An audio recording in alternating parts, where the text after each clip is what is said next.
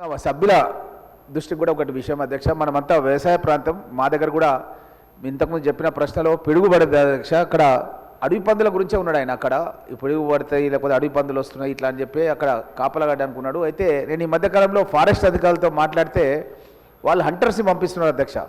వాళ్ళ దగ్గర listed hunters ఉన్నారు అధ్యక్ష.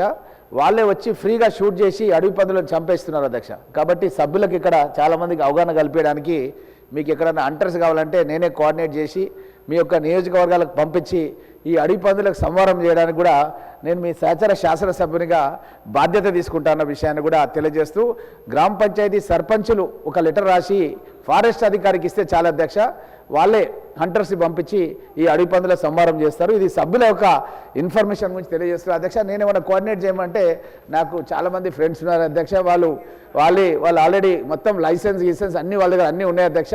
అధికారికంగా ఫారెస్ట్ అధికారులను కూడా వెంబడి పెట్టుకొని అవి సంహారం చేసి దాన్ని అక్కడనే పూడ్చిపెట్టేస్తారు అధ్యక్ష.